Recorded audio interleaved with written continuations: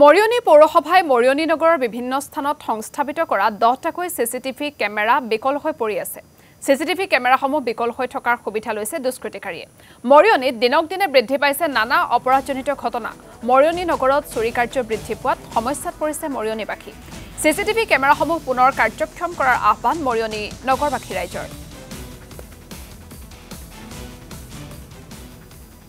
যদি 2022 চনতে যদি নগৰখনত কেইবাটাও চিচিটিভি ইনষ্টল কৰা হৈছিল নগৰ পৌৰসভাৰ সৌজন্যত, এই চিচিটিভি কেইটাই এই যে যিবিলাক ঘটনা সংঘটিত হৈছে বুলি আপুনি কৈছে, আমি দেখিছোঁ বিভিন্ন ঠাইত চুৰিকাণ্ড সংঘটিত হৈছে।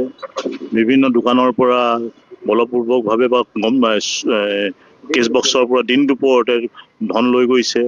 বা সৌসিদিনা এটা মৰিয়নি নগৰখনত এটা ঘটনা সংঘটিত হৈছে, যি ঘটনাই সমগ্ৰ ৰাজ্যখনতে তোলপাৰ লগাইছে।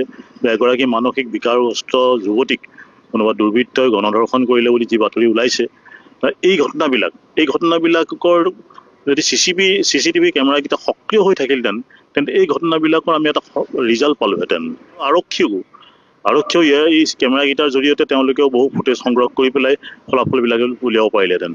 আমি সেইকাৰণে নগৰ সমিতিক অনুৰোধ জনাইছোঁ যে ইমান টকা ব্যয় কৰি নগৰখনত 10টাকৈ চিচিটিভি কেমেৰা সংস্থাপিত কৰা হৈছে বুলি আমি জানিব পাৰিছোঁ, আৰু সেই অচল হৈ থকা কেমেৰাকেইটাক অতি সোনকালে সচল কৰি পেলাই এই যিবিলাক ঘটনা সংঘটিত হৈছে, এই ঘটনা সংঘটিত হোৱাৰ পৰা আমি নিশ্চয় ঘটনাবিলাক ৰোধ কৰিব পাৰিম বুলি আমি মনতে ভাবিছোঁ।